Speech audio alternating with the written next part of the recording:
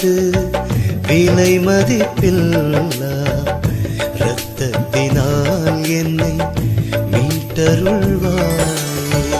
இயேசுவே உமது விலை மதிப்பில்லா இரத்தத்தினால் என்னை மீட்டருள்வாயே. இயேசுவே உமது விலை மதிப்பில்லா இரத்தத்தினால் என்னை மீட்டருள்வாய். இயேசுவின் திருவுடல் திருரத்த வணக்க மாதம் 18ஆம் நாள். பகை உள்ளத்தோடு நன்மை வாங்கின வியாதிக்காரனுக்கு நேர்ந்த நிர்பாக்கிய மரணம். இஸ்பானிய தேசத்தில் உள்ள கொர்டோவா பட்டணத்தில் 2 பேர்களுக்கிடையே மிகுந்த பகை உண்டாயிருந்தது. அவர்கள் பகையை விட்டு சமாதானமாய் போவதற்கு குருக்கள் மற்றும் பெரியோர்களும் எத்தனை புத்தி சொன்னாலும் அவர்கள் கேட்கவில்லை. இந்த 2 பேர்களுள் அதிக பகையோடு உள்ளவன் கடின வியாதியில் விழுந்து அவஸ்தையாயிருந்தான். அச்சமயத்திலே ஒரு இயேசு சபை குருவை அழைப்பித்து அவரிடத்தில் தான் பாவசங்கீர்த்தனம் செய்ய வேண்டுமென்றான். அந்த குருவானவர் அவனை பார்த்து, உன்னிடத்தில் உள்ள பகையை விட்டு விரோதியோடு நீ சமாதானமாய் போன பிறகு பாவசங்கீர்த்தனம் செய்யலாம். அதற்கு சம்மதியாதிருந்தால் பாவசங்கீர்த்தனம் செய்யாமல் சாவது தவிர உன் சரீரத்தை மந்திரித்த கல்லறையில் வைக்கவும் கூடாது என்றார். வியாதிக்காரன், என் எதிராளி இங்கே இருந்தால் சமாதானமாய் போவதற்கு தயாராயிருக்கிறேன் என்றான். குருவானவர் மடத்துக்கு போன அன்றிரவே 2 வாலிபர்கள் அந்த குருவிடம் போய் அவரை பார்த்து, நீர் தேவ நற்கனை பாத்திரத்தை எடுத்துக்கொண்டு சர்வேஸ்வரனுக்கு ஒரு ஊழியம் செய்ய எங்களோடு கூட வாரும் என்று மன்றாடினார்கள். அப்படியே உடனே வந்த குருவானவரை முன் சொல்லப்பட்டவனுடைய உடல் இருந்த கல்லறைக்கு அழைத்து கொண்டு போனார்கள். அங்கே சேர்ந்தவுடன் அவர்கள், நேற்று இறந்தவன் தன் விரோதியை பார்த்து, எனக்கும் உனக்கும் பகை இல்லை, நீ செய்த குற்றமெல்லாம் பொறுத்தேன் என்று வாயினால் மாத்திரம் சொன்னானே அல்லாமல் மனதால் பொறுக்கவில்லை. அந்த பகையோடு பொய்யான பாவசங்கீர்த்தனம் செய்து சாவான பாவத்தோடு நன்மை வாங்கினான். ஆனால் தேவ நற்கனை உள்ளே போகாமல் இந்த மட்டும் அவன் நாக்கின் மேல் இருக்கிறது. அதை தேவரீர் இப்போது எடுத்துக்கொண்டு போக வேண்டும் என்று சொன்னார்கள். உடனே அவர்கள் கட்டளைப்படியே கல்லறை தானே திறந்தது. இறந்தவனுக்கு உயிர் வந்து எழுந்திருந்து நாவை நீட்டினான். அதன் மேல் இருந்த தேவ நற்கனையை குருவானவர் பயத்துடன் கை நடுங்க எடுத்து பாத்திரத்துக்குள்ளே வைத்தார். பிறகு அந்த 2 பேரும் பூமியை காலால் உதைத்தவுடன் பூமி பிளந்து இறந்து போனவனுடைய உடல் அதில் விழுந்து மறைந்து போயிற்று. அந்த 2 பேரும் எரியும் மெழுகுத்திரியை கையில் பிடித்து கொண்டு மகா தாழ்ச்சியோடு குருவானவரோடு கூட கோவில் மட்டும் போன பிறகு திடீரென காணாமல் மறைந்து போனதை குருவானவர் கண்டு அவர்கள் வானதூதர்கள் என்று அறிந்து கொண்டார். கிறிஸ்தவர்களே, சாவான பாவத்தோடு தேவ நற்கனை வாங்குவது மாபெரும் பாதகமாகும்.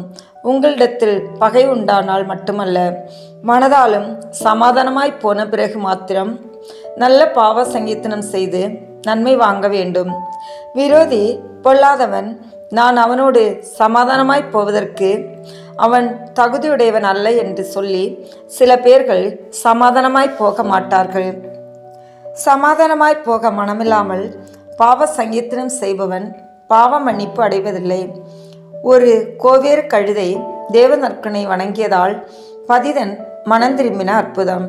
இத்தாலியா தேசத்திலுள்ள ரிமினி என்னும் பட்டணத்தில் இருந்த ஒரு பதிதன் தேவ நற்கனை பற்றி மக்களுக்கு தவறான தகவல் சொன்னதால் அநேகம் பேர்கள் இயேசுநாதர் தேவ நற்கனையில் இருக்கிறாரோ என சந்தேகம் கொண்டனர்.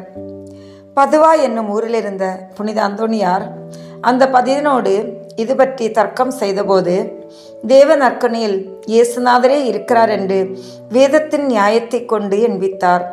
பதிதன் அதற்கு மதிப்பு கொடுக்க முடியாமல் புனித அந்தோனியாரை பார்த்து, நீர் வாய்ச்சாலமாக பேச கற்றிருப்பதால் உம்முடைய நியாயத்துக்கு எனக்கு மறுப்பு சொல்ல தெரியாது. அப்படி இருந்தாலும் தேவ நற்கருணையில் இயேசுநாதர் இருக்கிறார் என்று நான் விசுவசிப்பதில்லை. ஏதாவது ஒரு செயல் மூலம் நிரூபித்தால் அப்போது நான் விசுவசிப்பேன் என்றான். இதற்கு புனித அந்தோணியார், எந்த செயல் மூலம் நிரூபிக்க வேண்டும் என்று நீயே சொல் என்றார்.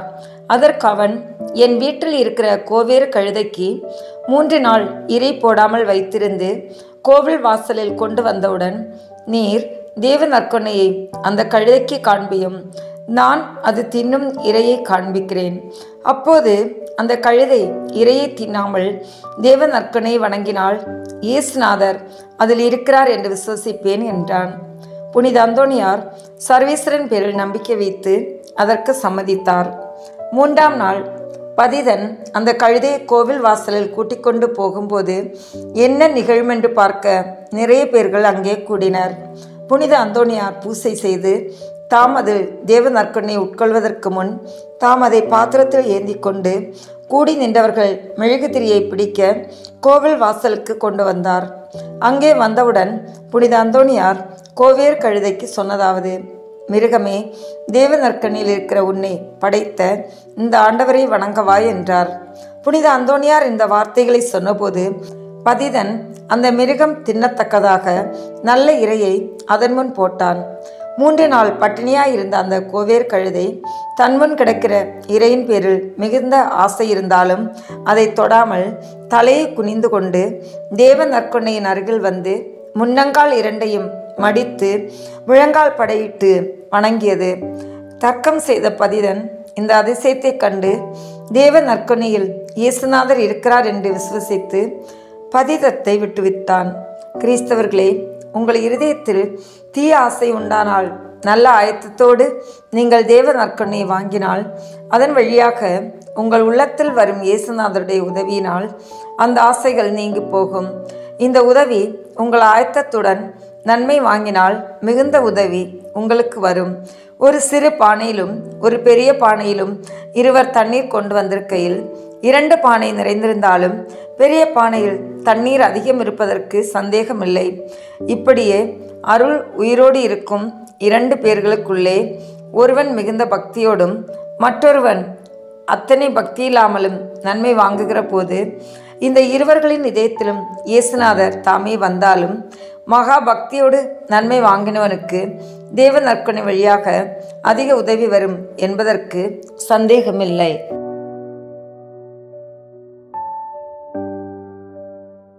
தந்தை, மகன், தூய ஆவியின் பெயராலே ஆமென். நம்பிக்கை அறிக்கை. விண்ணகத்தை மன்னகத்தில் படைத்த எல்லாம் வல்ல தந்தையாகிய கடவுளை நம்புகின்றேன். அவருடைய ஒரே மகனாகிய நம் ஆண்டவர் இயேசு கிறிஸ்துவை நம்புகின்றேன். இவர் தூய ஆவியாரால் கருவுற்று கன்னி மரியாவிடமிருந்து பிறந்தார். போதிய குலத்தின் அதிகாரத்தில் பாடுபட்டு சிலுவையில் அறையப்பட்டு இறந்து அடக்கம் செய்யப்பட்டார்.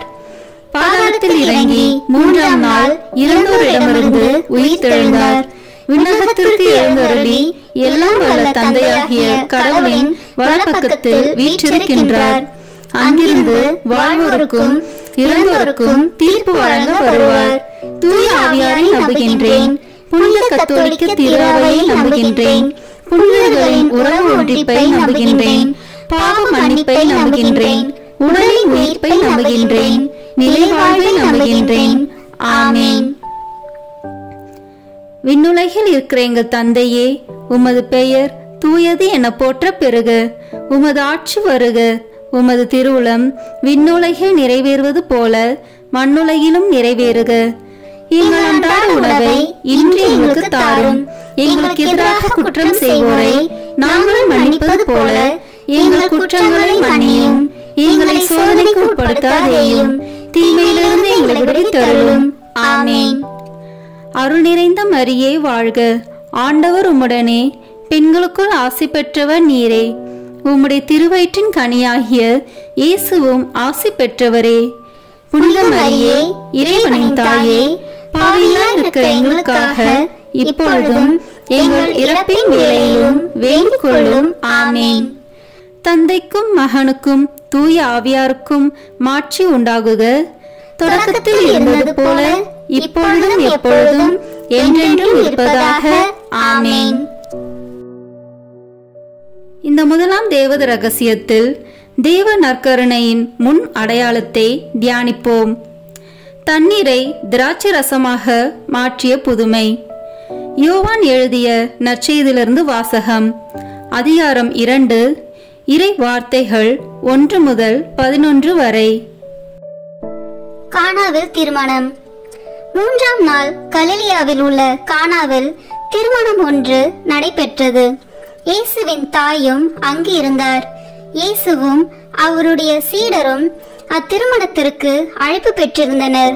திருமண விழாவில் திராட்சை ரசம் தீர்ந்து போகவே இயேசுவின் தாய் அவரை நோக்கி, திராட்சை ரசம் தீர்ந்துவிட்டது என்றார். இயேசு அவரிடம், அம்மா, அதை பற்றி நாம் என்ன செய்ய முடியும்? எனது நேரம் இன்னும் வரவில்லையே என்றார். இயேசுவின் தாய் பணியாளரிடம், அவர் உங்களுக்கு சொல்வதெல்லாம் செய்யுங்கள் என்றார். யூதரின் தூய்மை சடங்குக்கு தேவையான 6 கல் தொட்டிகள் அங்கே இருந்தன. அவை ஒவ்வொன்றும் 2-3 குடம் தண்ணீர் கொள்ளும். இயேசு அவர்களிடம், இத்தொட்டிகளில் தண்ணீர் நிரப்புங்கள் என்று கூறினார். அவர்கள் அவற்றை விளிம்பு வரை நிரப்பினார்கள். பின் அவர், இப்போது மொண்டு பந்தி மேற்பார்வையாளரிடம் கொண்டு போங்கள் என்று அவர்களிடம் கூறினார். அவர்களும் அவ்வாறே செய்தார்கள். பந்தி மேற்பார்வையாளர் திராட்சை ரசமாய் மாறியிருந்த தண்ணீரை சுவைத்தார். அந்த ரசம் எங்கிருந்து வந்தது என்று அவருக்கு தெரியவில்லை. தண்ணீர் மொண்டு வந்த பணியாளருக்கே தெரிந்திருந்தது. ஆகையால் பந்தி மேற்பார்வையாளர் மணமகனை கூப்பிட்டு, எல்லோரும் நல்ல திராட்சை ரசத்தை முதலில் பரிமாறுவர். யாவரும் விருப்பம் போல குடித்த பின் தரம் குறைந்த ரசத்தை பரிமாறுவர். நீர் நல்ல ரசத்தை இதுவரை பரிமாறாமல் ஏன் வைத்திருந்தீர் என்று கேட்டார். இதுவே இயேசு செய்த முதல் அரும் அடையாளம். இது கலிலியாவில் உள்ள கானாவில் நிகழ்ந்தது. இதன் வழியாக அவர் தம் மாட்சியை வெளிப்படுத்தினார். அவருடைய சீடரும் அவரிடம் நம்பிக்கை கொண்டனர். ஆண்டவரின் அருள்வாக்கு. இறைவனுக்கு நன்றி. இதிலிருந்து நாம் கடைபிடிக்க வேண்டிய புண்ணியம், பங்கேற்பு மற்றும் ஈடுபாடு. விண்ணுலகில் இருக்கிற எங்கள் தந்தையே, உமது பெயர் தூயது என போற்ற பெறுக. உமது ஆட்சி வருக. உமது திருவுளம் விண்ணுலகில் நிறைவேறுவது போல மண்ணுலகிலும் நிறைவேறுக. எங்கள் அன்றாட உணவை இன்று எங்களுக்கு தாரும். எங்களுக்கு எதிராக குற்றம் செய்வோரை நாங்கள் மன்னிப்பது போல எங்கள் குற்றங்களை மன்னியும். எங்களை சோதனைக்கு உட்படுத்தாதேயும், தீமையிலிருந்து எங்களை விடுவித்தருளும். ஆமேன். அருள் நிறைந்த மரியே வாழ்க. ஆண்டவர் உம்முடனே, பெண்களுக்குள் ஆசி பெற்றவர் நீரே. உம்முடைய திருவயிற்றின் கனியாகிய இயேசுவும் ஆசி பெற்றவரே. புனித மரியே, இறைவனின் தாயே, பாவிகளாய் இருக்கிற எங்களுக்காக இப்பொழுதும் எங்கள் இறப்பின் வேளையிலும் வேண்டிக் கொள்ளும். ஆமேன். நித்திய ஸ்துதிக்குரிய பரிசுத்த நற்கருணைக்கு பக்தியாய் ஆராதனை எத்திசையும் புரிவோம். நித்திய ஸ்துதிக்குரிய பரிசுத்த நற்கருணைக்கு பக்தியாய் ஆராதனை எத்திசையும் புரிவோம். நித்திய ஸ்துதிக்குரிய பரிசுத்த நற்கருணைக்கு பக்தியாய் ஆராதனை எத்திசையும் புரிவோம். தந்தைக்கும் மகனுக்கும் தூய ஆவியாருக்கும் மாட்சி உண்டாகுக. தொடக்கத்தில் இருந்தது போல இப்பொழுதும் எப்பொழுதும் என்றென்றும் இருப்பதாக. ஆமேன். இரண்டாம் தேவ ரகசியத்தில் தேவ நற்கருணையை வாக்களித்ததை தியானிப்போம். 5 அப்பம் பழுகியது. யோவான் எழுதிய நற்செய்தியிலிருந்து வாசகம். அதிகாரம் 6, இறை வார்த்தைகள் 1 முதல் 13 வரை. அப்பம் பகிர்ந்தளித்தல். இயேசு கலிலேய கடலை கடந்து மறுகரைக்கு சென்றார். அதற்கு திபேரிய கடல் என்றும் பெயர் உண்டு. உடல் நலம் அற்றோருக்கு அவர் செய்து வந்த அரும் அடையாளங்களை கண்டு மக்கள் பெருந்திரளாய் அவரை பின்தொடர்ந்தனர். இயேசு மலை மேல் ஏறி தம் சீடரோடு அமர்ந்தார். யூதருடைய பாஸ்கா விழா அண்மையில் நிகழவிருந்தது. இயேசு நிமிர்ந்து பார்த்து மக்கள் பெருந்திரளாய் அவரிடம் வருவதைக் கண்டு, இவர்கள் உண்பதற்கு நாம் எங்கிருந்து அப்பம் வாங்கலாம் என்று பிலிப்பிடம் கேட்டார். தாம் செய்ய போவதை அறிந்திருந்தும் அவரை சோதிப்பதற்காகவே இக்கேள்வியை கேட்டார். பிலிப்பு மறுமொழியாக, 200 தென்னாரியத்திற்கு அப்பம் வாங்கினாலும் ஆளுக்கு ஒரு சிறு துண்டும் கிடைக்காதே என்றார். அவருடைய சீடருள் ஒருவரும் சீமோன் பேதுருவின் சகோதரமான அந்திரேயா, இங்கே சிறுவன் ஒருவன் இருக்கிறான், அவனிடம் 5 வற்கோதுமை அப்பங்களும் 2 மீன்களும் உள்ளன, ஆனால் இத்தனை பேருக்கு இவை எப்படி போதும் என்றார். இயேசு, மக்களை அமரச் செய்யுங்கள் என்றார். அப்பகுதி முழுவதும் புல் தரையாய் இருந்தது. அமர்ந்திருந்த ஆண்களில் எண்ணிக்கை ஏறக்குறைய 5000. இயேசு அப்பங்களை எடுத்து கடவுளுக்கு நன்றி செலுத்தி அமர்ந்திருந்தோருக்கு கொடுத்தார். அவ்வாறே மீன்களையும் பகிர்ந்தளித்தார். அவர்களுக்கு வேண்டிய மட்டும் கிடைத்தது. அவர்கள் வயிறார உண்டபின், ஒன்றும் வீணாகாதபடி எஞ்சிய துண்டுகளை சேர்த்து வையுங்கள் என்று தம் சீடரிடம் கூறினார். மக்கள் உண்டபின் 5 வற்கோதுமை அப்பத்திலிருந்து எஞ்சிய துண்டுகளை சேர்த்து சீடர்கள் 12 கூடைகளில் நிரப்பினார்கள். ஆண்டவரின் அருள்வாக்கு. இறைவனுக்கு நன்றி. இதிலிருந்து நாம் கடைபிடிக்க வேண்டிய புண்ணியம் பகிர்வு. விண்ணுலகில் இருக்கிற எங்கள் தந்தையே, உமது பெயர் தூயது என போற்ற பெறுக. உமது ஆட்சி வருக. உமது திருவுளம் விண்ணுலகில் நிறைவேறுவது போல மண்ணுலகிலும் நிறைவேறுக. எங்கள் அன்றாட உணவை இன்று எங்களுக்கு தாரும். எங்களுக்கு எதிராக குற்றம் செய்வோரை நாங்கள் மன்னிப்பது போல எங்கள் குற்றங்களை மன்னியும். எங்களை சோதனைக்கு உட்படுத்தாதேயும், தீமையிலிருந்து எங்களை விடுவித்தருளும். ஆமேன். அருள் நிறைந்த மரியே வாழ்க. ஆண்டவர் உம்முடனே, பெண்களுக்குள் ஆசி பெற்றவர் நீரே. உம்முடைய திருவயிற்றின் கனியாகிய இயேசுவும் ஆசி பெற்றவரே. புனித மரியே, இறைவனின் தாயே, பாவிகளாய் இருக்கிற எங்களுக்காக இப்பொழுதும் எங்கள் இறப்பின் வேளையிலும் வேண்டிக் கொள்ளும். ஆமேன். நித்திய ஸ்துதிக்குரிய பரிசுத்த நற்கருணைக்கு பக்தியாய் ஆராதனை எத்திசையும் புரிவோம். நித்திய ஸ்துதிக்குரிய பரிசுத்த நற்கருணைக்கு பக்தியாய் ஆராதனை எத்திசையும் புரிவோம். நித்திய ஸ்துதிக்குரிய பரிசுத்த நற்கருணைக்கு பக்தியாய் ஆராதனை எத்திசையும் புரிவோம். தந்தைக்கும் மகனுக்கும் தூய ஆவியாருக்கும் மாட்சி உண்டாகுக. தொடக்கத்தில் இருந்தது போல இப்பொழுதும் எப்பொழுதும் என்றென்றும் இருப்பதாக. ஆமேன். இந்த 3ஆம் தேவ ரகசியத்தில் தேவ நற்கருணையை நிறுவியதை தியானிப்போம். கடைசி உணவு. மார்க்கு நற்செய்தியிலிருந்து வாசகம். அதிகாரம் 14, இறை வார்த்தைகள் 22 முதல் 25 வரை. ஆண்டவரின் திருவிருந்து.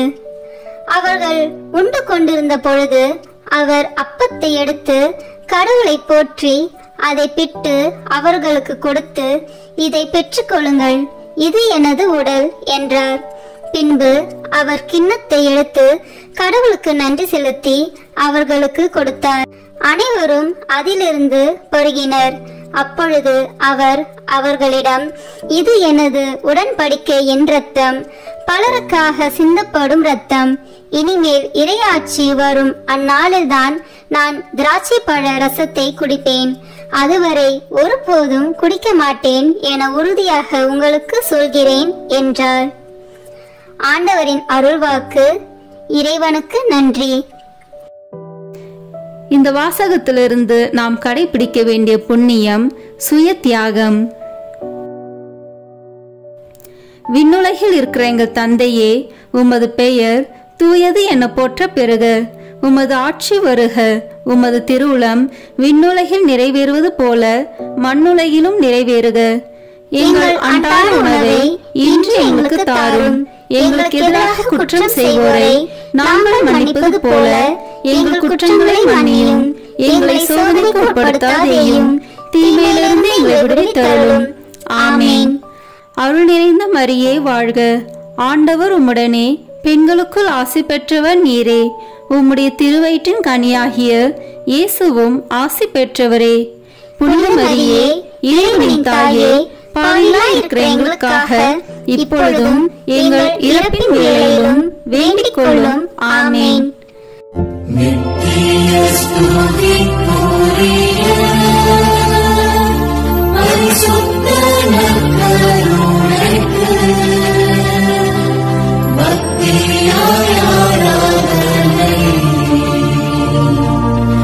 எத்திசையும் புரிவோம். நித்திய ஸ்துதிக்குரிய பரிசுத்த நற்கருணைக்கு பக்தியாய் ஆராதனை எத்திசையும் புரிவோம். நித்திய ஸ்துதிக்குரிய பரிசுத்த நற்கருணைக்கு பக்தியாய் ஆராதனை எத்திசையும் புரிவோம். தந்தைக்கும் மகனுக்கும் தூய ஆவியாருக்கும் மாட்சி உண்டாகுக. தொடக்கத்தில் இருந்தது போல இப்பொழுதும் எப்பொழுதும் என்றென்றும் இருப்பதாக. ஆமேன். நான்காம் தேவ ரகசியத்தில் தேவ நற்கருணையை கொண்டாடியதை தியானிப்போம். எம்மாவு சீடர்கள். லூக்கா நற்செய்தியிலிருந்து வாசகம். அதிகாரம் 24, இறை வார்த்தைகள் 13 முதல் 35 வரை. எம்மாவு வழியில் சீடரை சந்தித்தல். அதே நாளில் சீடர்களுள் இருவர் எருசலேமிலிருந்து ஏறத்தாழ 12 கிலோமீட்டர் தொலைவில் உள்ள ஓர் ஊருக்கு சென்று கொண்டிருந்தனர். அவ்வூரின் பெயர் எம்மாவு. அவர்கள் இந்நிகழ்ச்சிகள் அனைத்தையும் குறித்து ஒருவரோடு ஒருவர் உரையாடிக் கொண்டே சென்றார்கள். இப்படி அவர்கள் உரையாடிக் கொண்டும் வினவிக் கொண்டும் சென்ற போது இயேசு நெருங்கி வந்து அவர்களோடு நடந்து சென்றார்.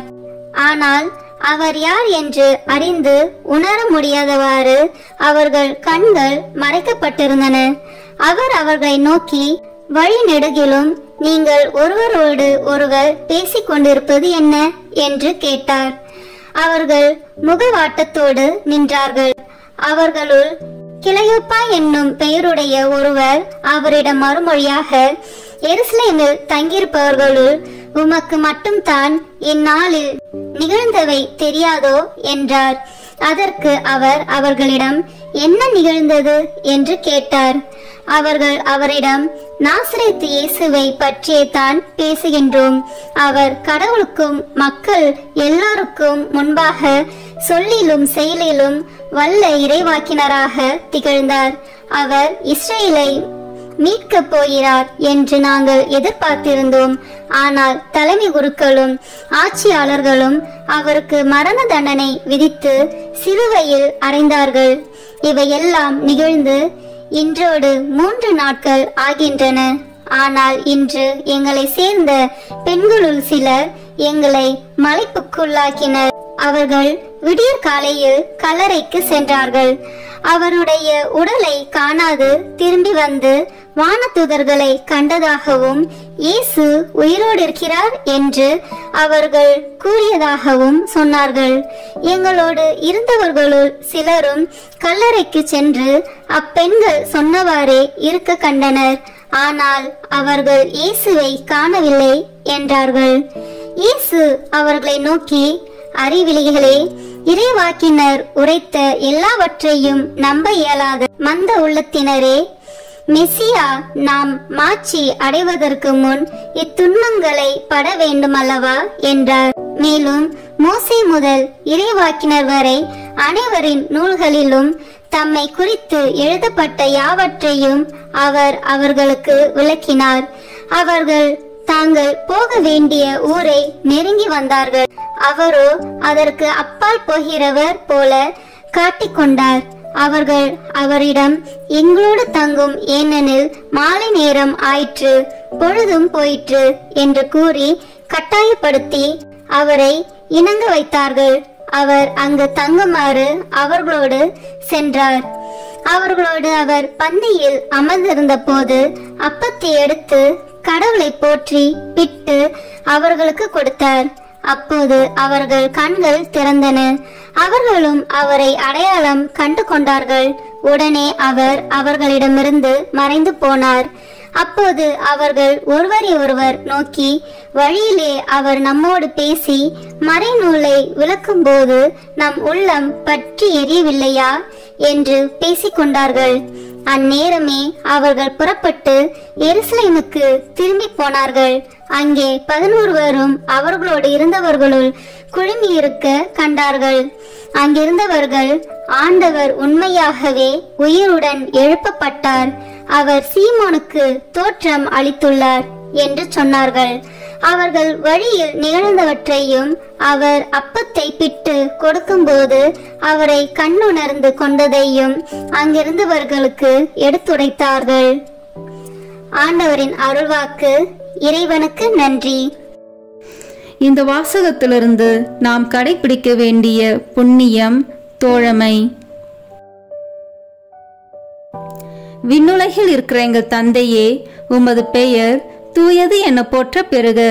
உமது ஆட்சி வருக. உமது திருவுளம் விண்ணுலகில் நிறைவேறுவது போல மண்ணுலகிலும் நிறைவேறுக. எங்கள் அன்றாட உணவை இன்று எங்களுக்கு தாரும். எங்களுக்கு எதிராக குற்றம் செய்வோரை நாங்கள் மன்னிப்பது போல எங்கள் குற்றங்களை மன்னியும். எங்களை சோதனைக்கு உட்படுத்தாதேயும், தீமையிலிருந்து எங்களை விடுவித்தருளும். ஆமேன். அருள் நிறைந்த மரியே வாழ்க. ஆண்டவர் உம்முடனே, பெண்களுக்குள் ஆசி பெற்றவர் நீரே. உம்முடைய திருவயிற்றின் கனியாகிய இயேசுவும் ஆசி பெற்றவரே. புனித மரியே, இறைவனின் தாயே, பாவிகளாய் இருக்கிற எங்களுக்காக இப்பொழுதும் எங்கள் இறப்பின் வேளையிலும் வேண்டிக் கொள்ளும். ஆமேன். நித்திய ஸ்துதிக்குரிய பரிசுத்த நற்கருணைக்கு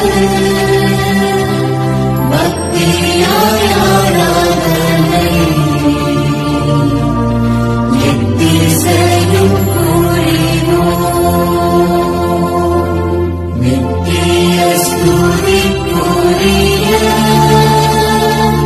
பரிசுத்த நற்கருணைக்கு பக்தியாய் ஆராதனை எத்திசையும் புரிவோம். நித்திய ஸ்துதிக்குரிய பரிசுத்த நற்கருணைக்கு பக்தியாய் ஆராதனை எத்திசையும் புரிவோம். தந்தைக்கும் மகனுக்கும் தூய ஆவியாருக்கும் மாட்சி உண்டாகுக. தொடக்கத்தில் இருந்தது போல இப்பொழுதும் எப்பொழுதும் என்றென்றும் இருப்பதாக. ஆமேன். ஐந்தாம் தேவ ரகசியம். இன்று தேவ நற்கருணையில் இயேசுவின் பிரசனம். உலகம் முடியும் வரை எந்நாளும் உங்களோடு இருக்கிறேன். மத்தேயு எழுதிய நற்செய்தி நூலிலிருந்து வாசகம். அதிகாரம் 28, இறை வார்த்தைகள் 16 முதல் 20 வரை. இயேசு சீடருக்கு கட்டளை கொடுத்து அனுப்புதல். 11 சீடர்களும் இயேசு தங்களுக்கு பணித்தபடியே கலிலேயாவில் உள்ள ஒரு மலைக்கு சென்றார்கள். அங்கே அவரை கண்டு பணிந்தார்கள். சிலரோ ஐயமுற்றார்கள். இயேசு அவர்களை அணுகி, விண்ணுலகிலும் மண்ணுலகிலும் அனைத்து அதிகாரமும் எனக்கு அருளப்பட்டிருக்கிறது. எனவே நீங்கள் போய் எல்லா மக்களினத்தாரையும் சீடராக்குங்கள். தந்தை, மகன், தூய ஆவியார் பெயரால் திருமுழுக்கு கொடுங்கள். நான் உங்களுக்கு கட்டளையிட்ட யாவையும் அவர்களுக்கு கடைபிடிக்கும்படி கற்பியுங்கள். இதோ, உலக முடியும் வரை எந்நாளும் நான் உங்களுடன் இருக்கின்றேன் என்று கூறினார். ஆண்டவரின் அருள்வாக்கு. இறைவனுக்கு நன்றி. இதிலிருந்து நாம் கடைபிடிக்க வேண்டிய புண்ணியம் சேவை. விண்ணுலகில் இருக்கிற எங்கள் தந்தையே, உமது பெயர் தூயது என போற்ற பெறுக. உமது ஆட்சி வருக. உமது திருவுளம் விண்ணுலகில் நிறைவேறுவது போல மண்ணுலகிலும் நிறைவேறுக. எங்கள் அன்றாட உணவை இன்று எங்களுக்கு தாரும். எங்களுக்கு எதிராக குற்றம் செய்வோரை நாங்கள் மன்னிப்பது போல எங்கள் குற்றங்களை மன்னியும். எங்களை சோதனைக்கு உட்படுத்தாதேயும், தீமையிலிருந்து எங்களை விடுவித்தருளும். ஆமேன். அருள் நிறைந்த மரியே வாழ்க. ஆண்டவர் உம்முடனே, பெண்களுக்குள் ஆசி பெற்றவர் நீரே. உம்முடைய திருவயிற்றின் கனியாகிய இயேசுவும் ஆசி பெற்றவரே. புனித மரியே, இறைவனின் தாயே, பாவிகளாய் இருக்கிற எங்களுக்காக இப்பொழுதும் எங்கள் இறப்பின் வேளையிலும் வேண்டிக் கொள்ளும். ஆமேன். நித்திய ஸ்துதிக்குரிய பரிசுத்த நற்கருணைக்கு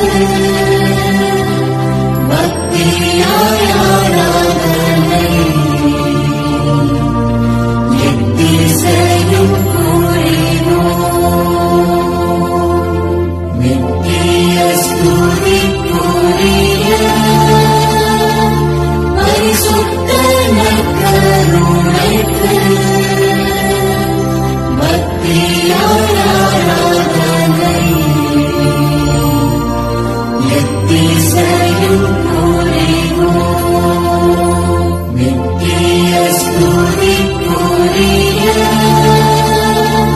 பரிசுத்த நற்கருணைக்கு பக்தியாய் ஆராதனை எத்திசையும் புரிவோம். தந்தைக்கும் மகனுக்கும் தூய ஆவியாருக்கும் மாட்சி உண்டாகுக. தொடக்கத்தில் இருந்தது போல இப்பொழுதும் எப்பொழுதும் என்றென்றும் இருப்பதாக.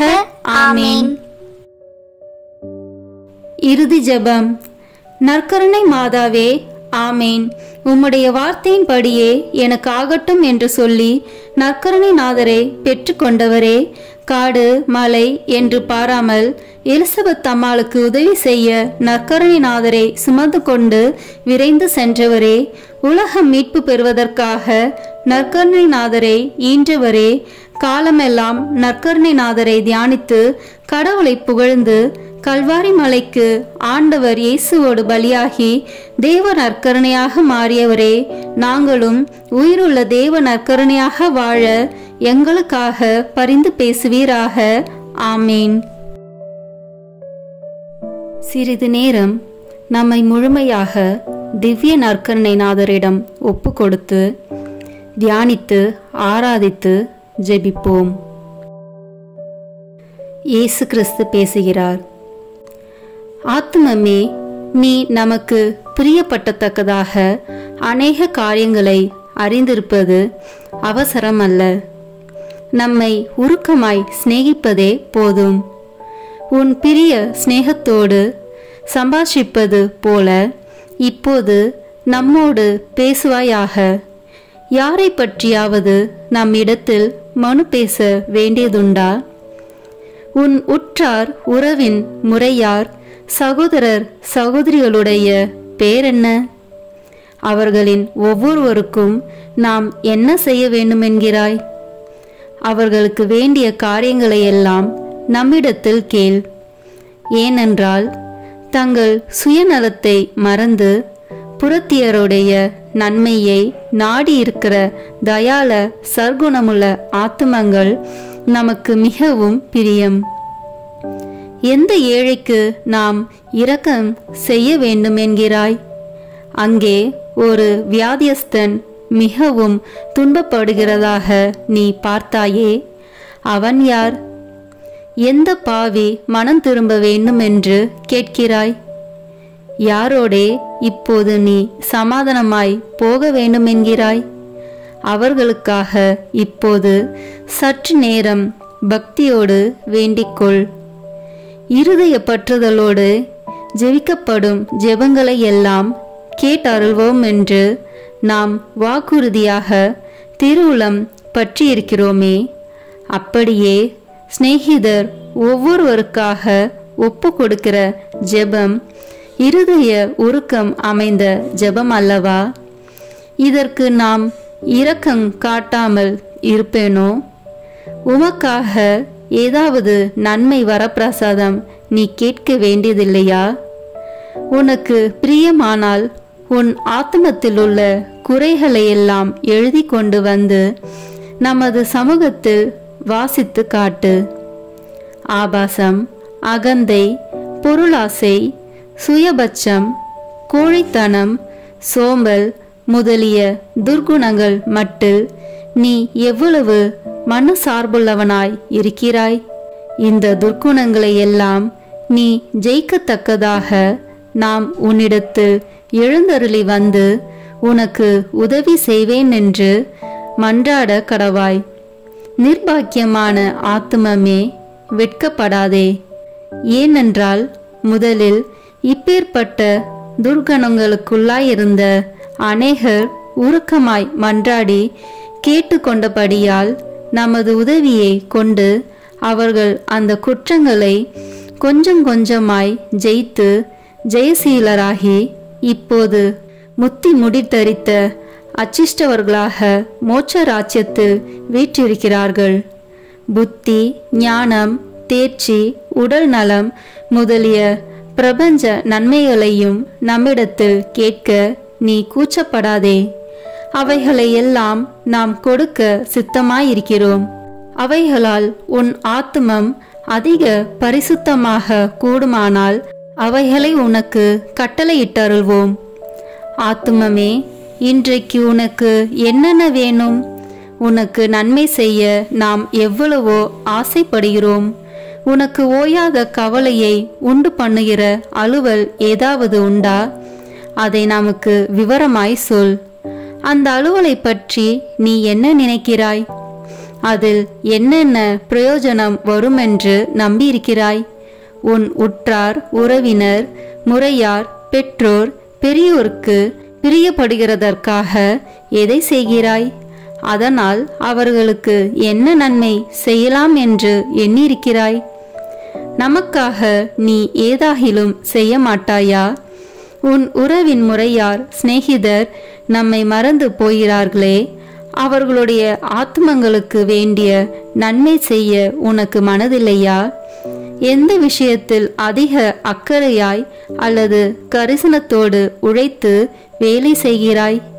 எந்தெந்த முகாந்தரத்தை பற்றி நீ அதிலே ஓயாத சிந்தனையாயிருக்கிறாய்? அதற்காக நீ பிரயோகித்து கொள்ள நினைக்கும் உபாயங்கள் என்ன? உனது சுக துக்கங்களையும் சலிப்பு சஞ்சலங்களையும் நமக்கு சொல்லி காட்டு. அவற்றின் காரணத்தை உனக்கு விளக்கி காண்பிப்போம். உன் ஏற்பாடு பிரயத்தனங்களில் யாருடைய உதவியை நீ கோரிக்கையாயிருக்கிறாய்? சகல இதயங்களுக்கும் எஜமான் நாம் அல்லவா? நமது இஷ்டம் போல் அவைகளை படிப்படியாய் இலகி வசப்படுத்துவோம். உன் கோரிக்கை பிரயத்தனங்களுக்கு உதவியானவர்களை உன் கிட்டே கொண்டு வந்து விடுவோம். ஆத்துமமே, உனக்கு ஏதாவது தொல்லை தொந்தரவுகள் உண்டா? அதன் விபரத்தை நமக்கு வெளிப்படுத்து. நீ ஏன் சலிப்பாயிருக்கிறாய்? உனக்கு கஷ்டி வருவிப்பது யார்? உன்னை நிந்தைக்கு வேதனைப்படுத்தியவர் யார்? உன் அகந்தையை குத்தி காயப்படுத்தினது யார்? அப்படிப்பட்டவர்கள் எல்லாரும் நீ பொறுத்தல் கொடுக்கிறாய் என்றும் அந்த குறைகளை முழுவதும் மறந்து விடுவாய் என்றும் உறுதியாய் சொல்லி அவர்களுக்காக வேண்டிக்கொள். நாமும் உன்னை ஆசீர்வதிப்போம். உனக்கு கலக்கம் வருகிற தந்திர சோதனைகள் ஏதாவது உண்டா? காரணமில்லாத பயம் சில விசை உன் இருதயத்தை கலங்கி அடிக்கிறதா? ஆத்மமே, பயப்படாதே. நமது பேரில் நம்பிக்கையாயிரு. நாம் உன்னிடத்திலிருந்து வாசம் பண்ணுகிறோம். அங்கே நடக்கிற விஷயங்களை எல்லாம் நாம் அறிந்திருக்கிறோம். நாம் உனக்கு உதவி செய்வோம். தைரியமாயிரு. உன் சிநேகிதர் என்று வெறும் பேர் படைத்து குறை பேசி உனக்கு வஞ்சனை செய்கிறவர்கள் உண்டா? அவர்களுக்காகவும் வேண்டிக்கொள். உன் மன ஆறுதலுக்கு அவசரமாகில் அவர்கள் மனதை மாற்றி யதார்த்தவாதிகளாக்குவோம். நமக்கு சொல்லத்தக்கும் சந்தோஷ விசேஷ ஒன்றுமில்லையா? உன்னோடே நாமும் மகிழத்தக்கதாக அந்த விசேஷங்கள் நமக்கு சொல்லக்கூடாதா? நேற்றைய தினம் முதல் உனக்கு நேரிட்ட சந்தோஷ விசேஷங்களை நமக்கு வெளிப்படுத்து. நீ நினையாத சமயத்தில் உன்னை சந்திக்க வந்த ஒரு சிநேகிதரால் நீ அடைந்த சந்தோஷமும் உனக்கிருந்த அச்சம் சலிப்புகள் நீங்கி உனக்கு உண்டான ஆறுதல் அகமகிழ்ச்சியும் சிநேகமேரையாய் உனக்கு கிடைத்த கடிதமும் சந்திப்பு சமான்களால் வந்த அக்களிப்பும் இவைகளெல்லாம் நம்மாலேதான் உனக்கு அனுப்பப்பட்டன. ஆத்துமமே, இவைகளுக்காக நீ ஏன் நன்றியறிதல் காண்பிக்கிறதில்லை? சுவாமி, நன்றி அறிந்திருக்கிறேன். உமது திருநாமம் வாழ்த்தப்படத்தக்க கடவது என்று ஏன் சொல்லுகிறதில்லை? நன்றி அறிதல் அதிகமான நன்மையை விளைவிக்குமே. உபகாரம் மறைக்கப்படாதிருப்பதை காண்பது உபகாரிக்கு அதிக உதார குணத்தை வருவிக்கும் அல்லவா? நமக்கு நீ செய்ய விரும்பும் வாக்கு தத்தங்கள் ஏதாவது உண்டா? உன் இருதய அந்தரங்களெல்லாம் நமக்கு நன்றாய் தெரிந்திருக்கிறது. பிறரை நீ எய்த்து போட்டாலும் உன் ஆண்டவராகிய நம்மை எய்க்க முடியாது. ஆகையால் ஆத்மமே, உன்னை யதார்த்தத்துடன் நமது சமூகத்தில் சஞ்சரிப்பாயாக. அந்த பாவ சமயத்தை விலக்கிவிட தீர்மானித்திருக்கிறாயா? உன் ஆத்துமத்துக்கு பொல்லாயிருக்கிற அந்த பொருளை விட்டு விடுவாயா? உன் மனரூபிகரத்தை வீணாய் குழப்பிக் கொண்டிருக்கிற அந்த கெட்ட புத்தகத்தை இனி வாசியாமல் தள்ளி போடுவாயா? உன் ஆத்தும சமாதானத்துக்கு விக்னமாயிருக்கிற இந்நீராருடைய சகவாசத்தை விட்டு விடுவாயா? உனக்கு பொல்லாப்பு செய்கிறவர்களுக்கு எப்படி தயை சந்தகுணம் காண்பிக்க வேண்டுமென்று நம்மிடத்தில் கற்றறிந்து கொள். ஆத்துமமே, உனக்கு ஆசீர்வாதம். இப்போது நீ போய் உன் வேலைகளை செய். ஒழுங்கு போல் மௌனமாயிரு. அடக்க ஒடுக்கமாயிரு. கீழ்ப்படிதல் உள்ளவனாயிரு. பிற சிநேகமுள்ளவனாயிரு. அமலோற்பவ மாதாவை அதிக அன்போடு நேசித்திரு. நாளைக்கு திரும்ப வா. வரும்போது உன் இதயம் அதிக பக்தி பற்றுதல் அமைந்ததாய் இருக்கும்படி பார்த்துக்கொள். இனி உன் இதயம் நம்மையில் சார்ந்ததுமாய் நன்மை செய்ய அதிக உறுதியான தீர்மானமுள்ளதுமாய் மாற்றியிருக்க வேண்டும். நாளைக்கு சில புதுவர பிரசாதங்களையும் நன்மைகளையும் உனக்கு கட்டளையிட சித்தமாயிருக்கிறோம்.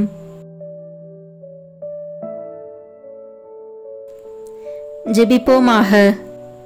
நிகரில்லாத விண்ணக அன்பின் மிகுதினாலே இந்த திவ்ய நற்கருணையில் எழுந்தருளி எங்கள் பீடங்களின் மேல் நிலையாயிருக்கிற இரக்கம் கொண்ட இயேசு கிறிஸ்துவே, என் அன்புக்குரிய மீட்பரே, நீரே என் இறைவன் என்றும் அகிலத்துக்கும் அதிபதியான கடவுளாய் தெய்வம் என்றும் விசுவசித்து நம்பி இப்போது உம்மை மிகுந்த தாழ்ச்சி வணக்கத்துடனே ஆராதிக்கிறேன்.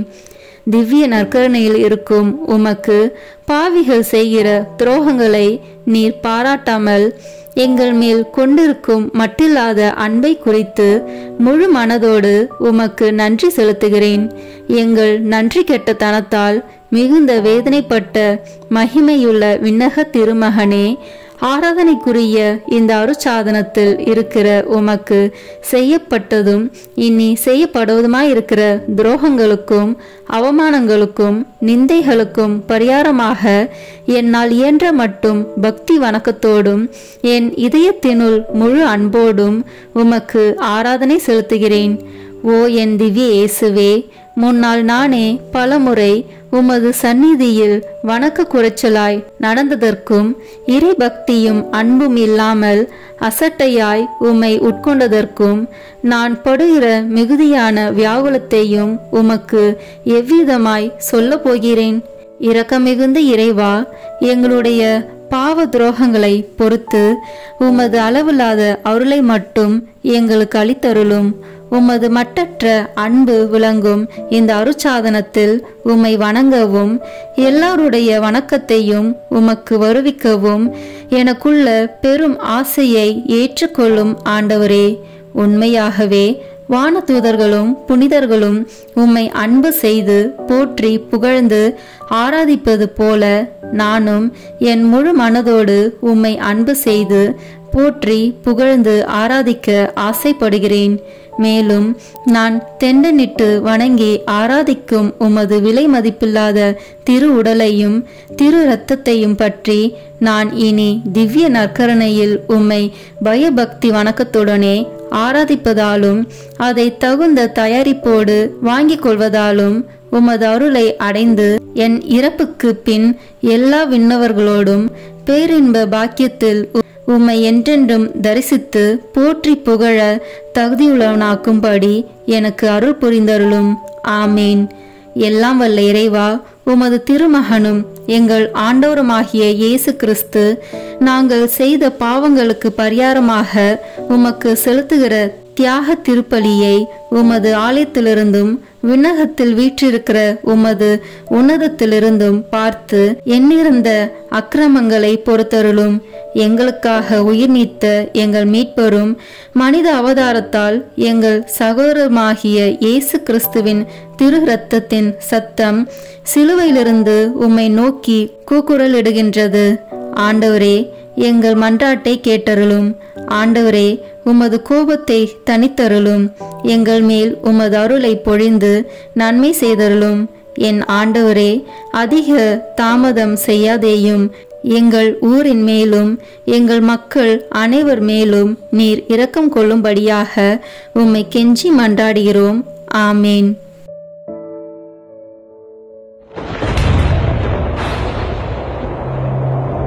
கல்வாரி மலையில்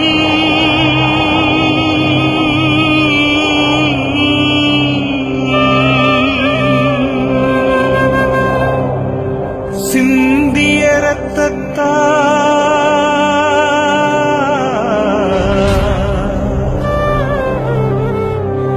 என்னை கழுவும்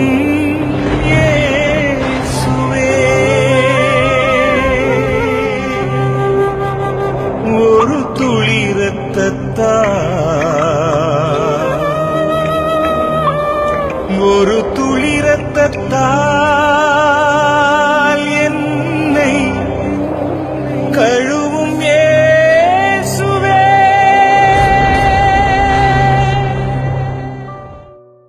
சிலுவையில் இயேசு சிந்தின இரத்தத்தால் சமாதானம் உண்டாகும்.